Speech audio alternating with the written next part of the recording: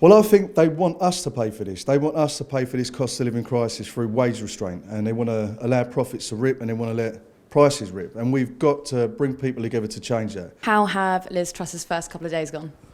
Well, I don't know. We've got a new transport minister, so that's a good thing, I suppose. Shapps has obviously painted himself into a corner, so he's gone. Half of the people she's brought in, I've got no clue who they are. So we'll see. I mean, it's been a bit of a floundering way to the top, if you like, in her campaign, so we'll just have to see. Why will Anne-Marie Trevelyan be any different to Grant Shapps? I don't know that she'll be any different, but the fact that we've got a new transport minister at least gives them an excuse to do something different, because Grant Shapps seems to be stuck in the mud, wasn't going anywhere with what he was doing, so at least there's someone new.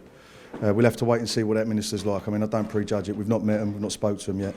We'll be keen to. We'll be hopeful we can get a chance to speak to him. We'll see what happens.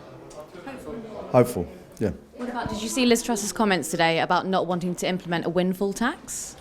I did, and I've been so busy I've not seen half of that, but it doesn't surprise me. I've heard about a couple of the schemes they're trying to bring out, but look, we've got some structural problems in the country, and that's based around private companies ripping the economy off. And until that's sorted out, we're going to continue to see problems like this.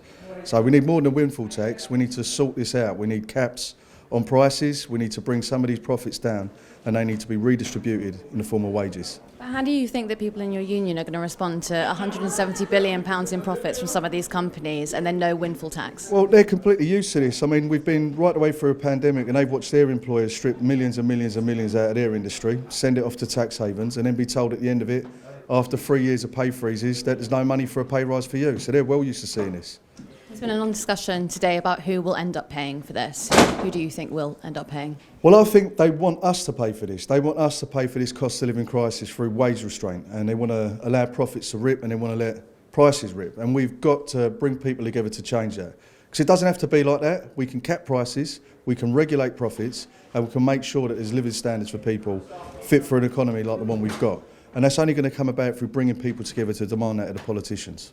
So we're up in Glasgow today. Yeah. The room was really interesting. It's a lot of people between, I'd say, 35 and 60. Yeah. Why do you think it's that age group? I've got no idea, but we're seeing people from all different age groups in some of these meetings we're doing, and we're seeing a lot of people that don't come out to stuff like this normally. And that's really encouraging for me, and I think that's because everybody in this country are facing some really difficult situations with the way the economy's going. So that's what's bringing people together.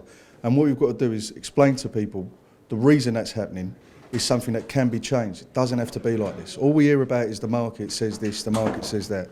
Well, it's not really like that. There's no great science to this. We've got a problem of high profits, high prices and low wages. So what we need to do is bring prices down, profits down and increase wages, and that can be done. But why is it the workers that are coming out, working people coming out to see you on a Wednesday evening? Why do you think that is? Because they're the ones who are facing the brunt of this. They're the people that are going to be worried about their electricity bills this winter. They're the people paying extortionate rents. They're the people whose children are being loaded up with debt going to university. They're the people who are using all the public services and seeing them go backwards. So they know what's happening. I think people have been sort of shaken out of a sense of apathy. For too long now, people have just sort of grinned and bared it, and now they want to get on and do something about it, and that's why we're seeing a change. Scotland have just introduced rent freezes. Yeah. Are you hopeful we'll get them in England? I am hopeful that we can push the politicians into doing that. That's desperately needed, particularly in big cities in England. Profits are absolutely rents, if you like. They're absolutely sky high, and it's about time we had rent caps. They do it in other European cities, they're doing it up here. We've got to see it everywhere, I think. Why haven't we had it yet? We haven't had it yet because we've got a government that is wedded to the market. It's like a religion. The market says this, the market says that.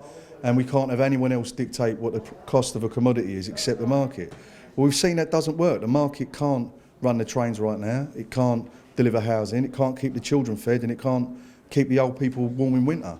So we've got to have a change. We've got to move away from this religious adherence to whatever the market says and actually get the politicians to do a day's work for the people in the country and deliver them a decent standard of living. Last question. Strikes going ahead next week. Yeah. Strikes are going ahead next week. We're in discussions with the companies involved.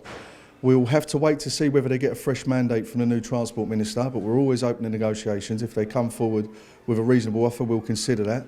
But if they don't, we'll be on the picket lines and we'll be escalating this dispute until we get a deal.